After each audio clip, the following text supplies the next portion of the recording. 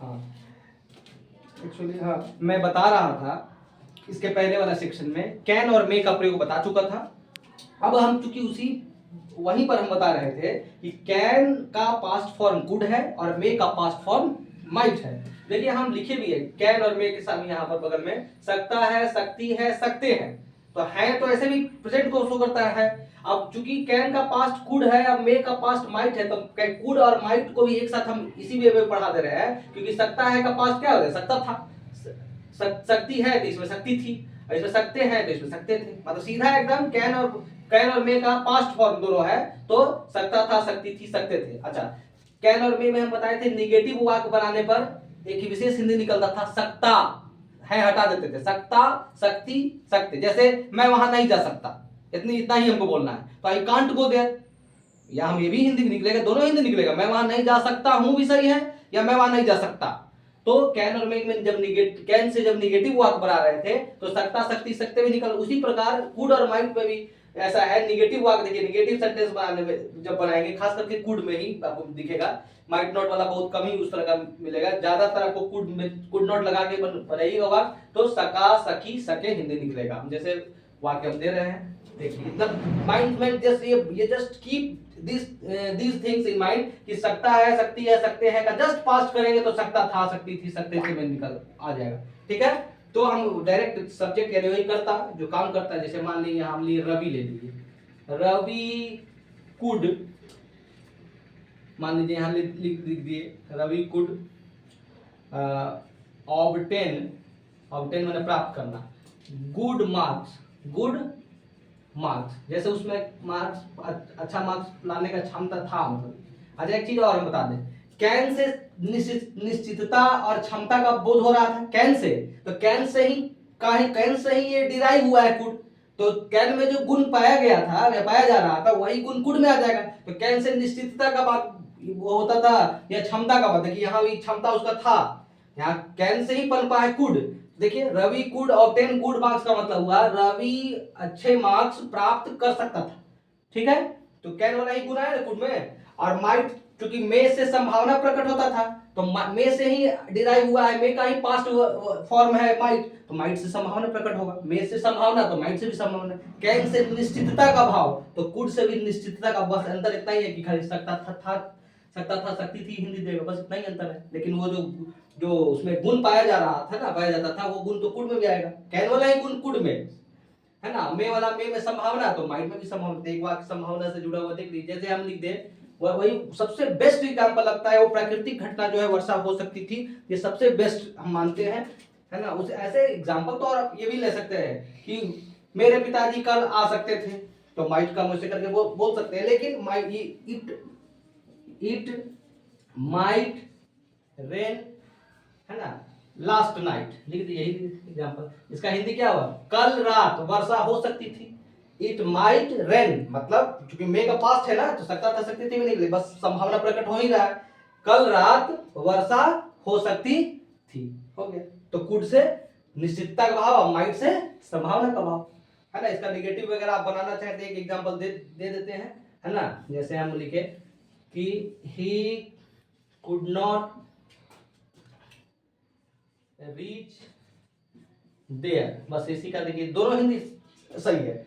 He could not reach there, वह वहां नहीं पहुंच सकता था। लेकिन इससे ज्यादा हिंदी अच्छा होगा, he could not reach there का वह वहां नहीं पहुंच सका किसी कारणवश, है ना। हिंदी क्या आ जाएगा, वह वहां नहीं पहुंच सका। जो बोले थे हम कि सका सकी हिंदी देगा जब निगेटिव, तो निगेटिव नॉट लगा के निगेटिव किए तो देखिए हिंदी निकला, वह वहां नहीं पहुंच सका, है ना। जैसे माने वह क्यों नहीं वहां आया, तो ये भी हिंदी कोई बोलेगा कि वह वहां नहीं पहुंच सकता था, कोई कारण तक उस तरह का कुछ कारण रहा होगा, तो ये भी सकता था। लेकिन ज्यादा सटीक हिंदी आपको वह वहां नहीं पहुंच सका। क्लियर।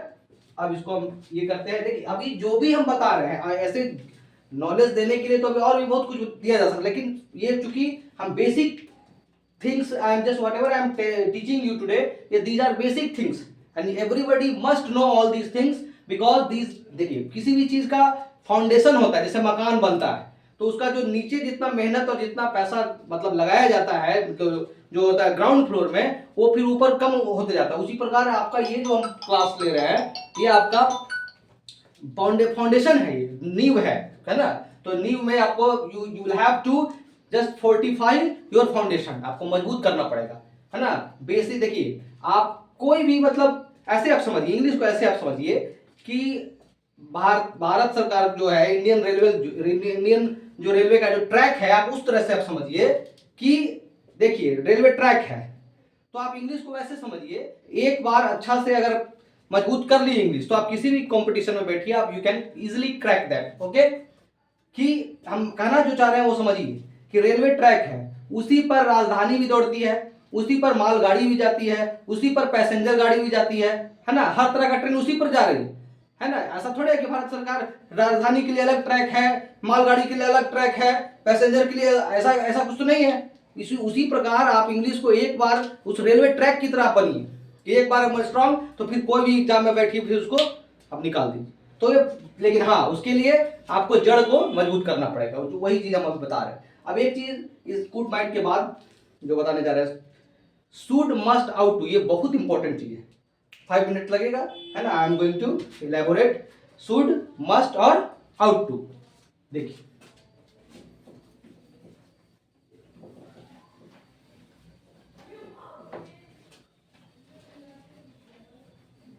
देखिए, शुड, मस्ट और एक है वर्ड ये आउट टू। देखिए बहुत इसको गहराई से समझिएगा, बहुत इंपॉर्टेंट है ये। देखिए ये तीनों के सामने में एरो का चिन्ह दे रहे हैं, ये एरो का चिन्ह दर्शा रहा है कि शुड मस्ट, तीनों को इधर जो भी लिखेंगे इसका मतलब वो तीनों चीज में कॉमन है।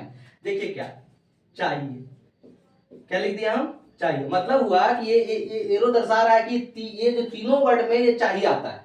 अब आप बोलिए कि सर तीनों का मतलब ये चाहिए आएगा, तो तीनों तीन तरह का वर्ड हम क्यों पढ़े, तीनों में कुछ ना कुछ तो अंतर रहा होगा, तभी तीन वर्ड है। देखिए इसको ऐसे समझिए, शुड से भी चाहिए हिंदी देगा, मस्ट से भी चाहिए देगा, आउट टू से भी चाहिए हिंदी ही देगा। लेकिन बारीकी से समझिए अंतर, शुड से अगर वाक्य बनाइएगा सो सिंपल सेंस में, एकदम साधारण सेंस में, है ना, सिंपल सेंस में, है ना, साधारण अर्थ में आपको चाहिए, चाहिए तो रहेगा ही, लेकिन सिंपल अर्थ में। जैसे आपको हम बताएंगे, अभी फिलहाल हमको लिखने, लेट मी राइट फर्स्ट, हमको लिखने दीजिए। इसमें हो जाएगा अवश्य करके आएगा, अवश्य चाहिए, है ना। या आप कह सकते हैं इसको जरूर करके भी रहे, जरूर चाहिए, इस तरह से, ठीक है।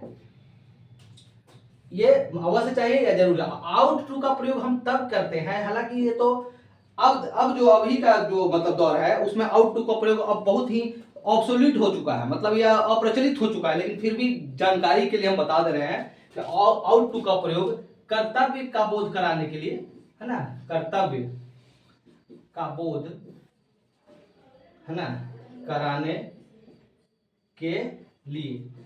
जैसे हम तीनों से एग्जांपल देके समझाएंगे ना, बेसिक से समझिए।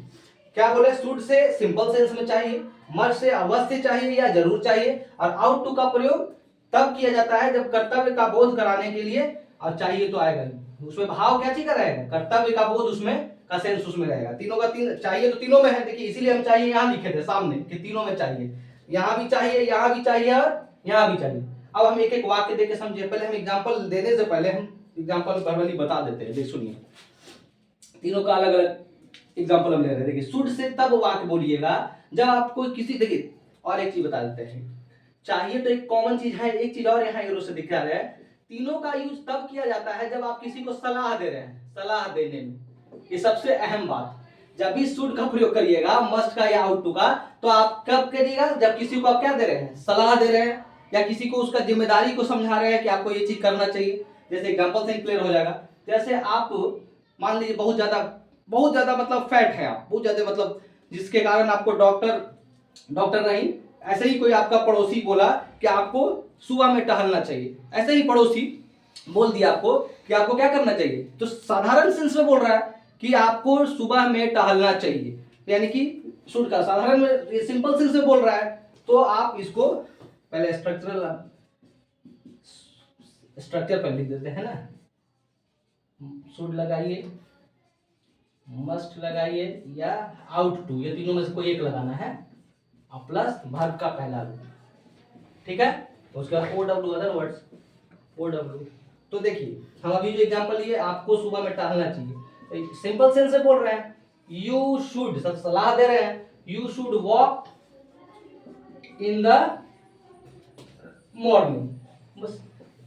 शुड का प्रयोग साधारण सेंस में, हिंदी क्या निकलेगा, आपको सुबह में टहलना चाहिए, या यू से तुम भी हिंदी निकलता है, तुम्हें सुबह में टहलना चाहिए, क्लियर। अगर वो आप देखिए, मस्ट पर हम जा रहे हैं, now I am coming on this. देखिए अगर आप डॉक्टर के पास गए इलाज के लिए, और डॉक्टर अपने जो प्रिस्क्रिप्शन वाला जो पेपर रहता है, यानी जो पुर्जा उसका रहता है, उस पर लिख देता है कि वॉक, तो वो जब डॉक्टर लिख दिया है, तब आपको जो आपके साथ ही कोई गया होगा आदमी, तो वो भी तो साथ में है कि हाँ डॉक्टर क्या लिखा है भाई। तो सुबह मान लीजिए अगले दिन से आप टहलने नहीं जा रहे हैं, तो जो आदमी आपके साथ गया था डॉक्टर के पास, वो तो देखा है कि हाँ आपको सलाह दिया गया है, वो भी डॉक्टर दे दिया है कुछ जरूर, मतलब जो आप दवा के साथ साथ आपको टहलने की भी, जैसे मान लीजिए शुगर पेशेंट है आप, डायबिटीज है, तो डॉक्टर तो लिखेगा ना कि हाँ आपको वॉक करना है। तब उस परिस्थिति में जो आदमी आपके साथ गया था डॉक्टर के पास, वो बोलेगा आपको ऐसे, सिंपल सेंस में नहीं बोलेगा, वो कैसे बोलेगा, जोर दे के बोलेगा, सलाह देगा लेकिन जोर देगा ऐसे, you must walk in the morning, क्या बोलेगा, you must walk in the morning. तो ये एग्जांपल सटीक बैठेगा, आप लिख लीजिए। तो इसका हिंदी भी लिखिएगा जरूर, यू मस्ट, आगे सब वही रहेगा, वॉक इन द मॉर्निंग। तो हिंदी इसका क्या निकलेगा, चाहिए वाला तो देंगे, लेकिन थोड़ा यहाँ पर ध्यान जोर देने के लिए, अवश्य चाहिए या जरूर चाहिए, ऐसे तुम्हें सुबह में अवश्य टहलना चाहिए, अवश्य आ गया ना, क्यों, क्योंकि डॉक्टर भी आपको कहा है, इसका मतलब बहुत जरूरी है, अगर नहीं आप टहलिएगा तो आपका डायबिटीज का जो है कंट्रोल में नहीं रहेगा, तभी ना वो फर्स्ट लगा के बोल रहा, सलाह तो ये भी दिया, लेकिन साधारण अर्थ में दिया, आप टहलिए चाहे नहीं, आपको ऐसे ही बोल दिया, लेकिन आप डॉक्टर जब लिख दिया अपने प्रिस्क्रिप्शन वाले पेपर पर, तब आपको वो आदमी कैसे सलाह देगा, जोर देके देगा कि नहीं टहलिएगा तो डायबिटीज आपका ब्लड लेवल बढ़ा रहेगा, इसलिए बोल रहा है वो, you must walk in the morning, clear. अवश्य से, या तुम्हें सुबह में जरूर टहलना चाहिए, तो जरूर टहलना चाहिए या अवश्य टहलना चाहिए, दोनों बोथ आर सेम है ना।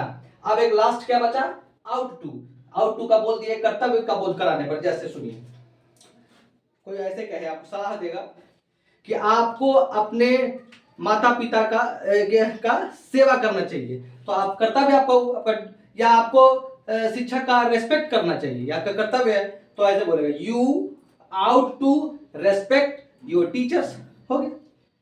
या कोई बोलेगा तुम्हें अपने माता पिता का आज्ञा का पालन करना चाहिए, भी आपका कर्तव्य बता रहा है, तो आउट टू का प्रयोग करेंगे, यू आउट टू ओबे मतलब आज्ञा का पालन करना, यही एग्जांपल ले लीजिए, you ought to obey your parents, हो गया। एक एक एग्जांपल ही काफी है, समझाना है ना, सैकड़ों आप एग्जांपल ले सकते हैं, लेकिन हम 3 ही एग्जांपल से आपको बहुत कुछ बता दिए है ना। देखिए एक बार ये कर दे रहे हैं, देखिए, you should walk in the morning, साधारण सेंस में, सिंपल साधारण सेंस में, कि तुम्हें सुबह में टहलना चाहिए, ठीक है, सलाह दिया ये भी। और दूसरा सलाह में देखिए मस्ट क्यों, क्योंकि डॉक्टर भी उसको सलाह बोला था कि मैंने आपका जो है कंट्रोल में रखने के लिए आपको टहलना है, तो वो साथ में जो गया था वो आदमी बोलेगा आपको कि तुम्हें सुबह में अवश्य टहलना चाहिए।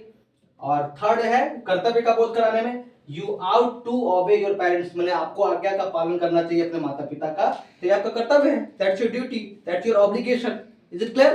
तो ये तीनों चीज क्लियर हुआ। अब एक चीज हम बता दें कि हम बोले थे शुरू में, इन द वेरी बिगिनिंग, जब स्टार्ट करने से पहले, कि आउट टू का प्रयोग अब अप्रचलित हो गया है।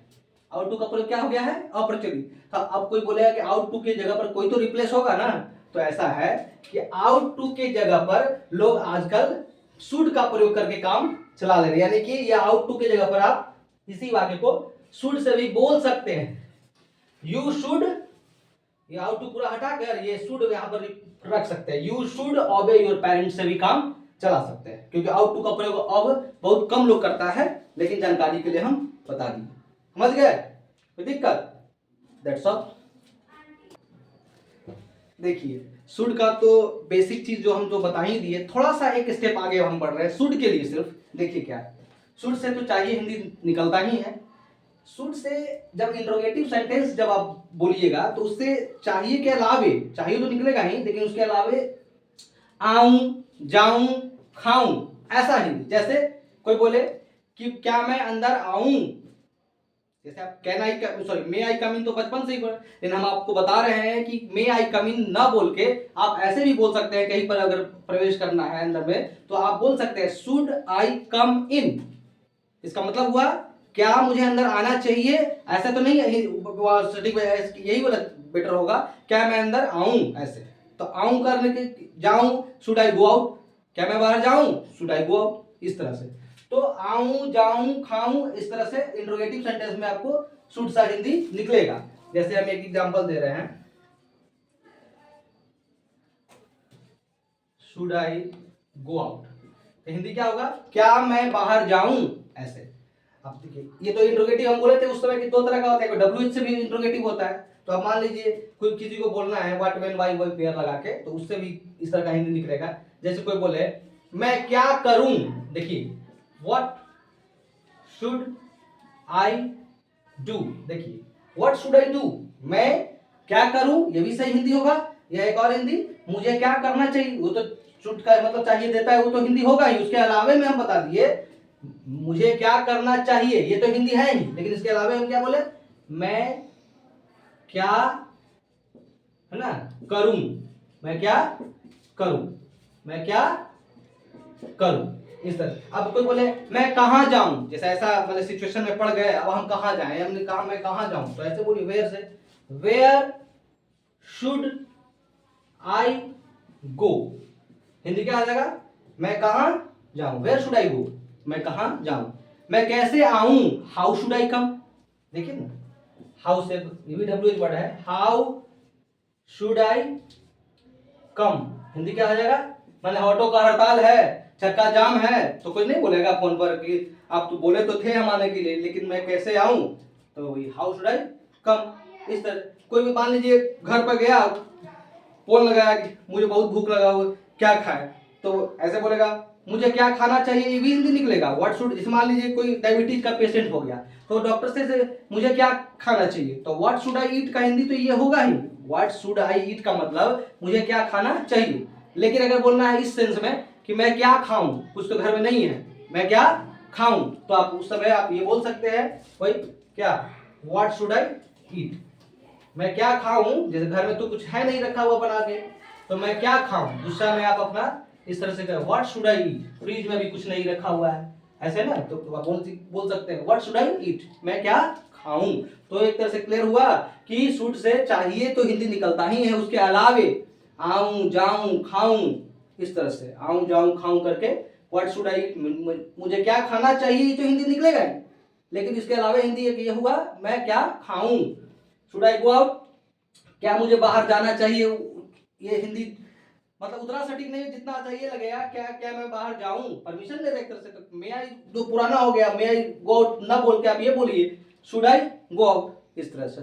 आप बोलते हैं मे आई कम इन सर, ये भी दिस हैज बिकम ऑब्सोल्यूट, अब ये अप्रचलित हो चुका है, तो आप उसके जगह आप बोलिए क्या बोलिएगा, इंटरव्यू ही देने जाना है तो आप बोलिए should I come in sir, मे आई कम इन ना बोल के आप क्या बोलिए should I come in sir, थोड़ा सा भीड़ से थोड़ा आप अलग हो जाइएगा। क्लियर। तो ये बेसिक चीज हम आपको आज मॉडल्स का बता दिए, ऐसे और भी कुछ वर्ड्स हैं तो बाद में वाले क्लास में हम उसको डील कर देंगे, है ना। Okay okay, thank you.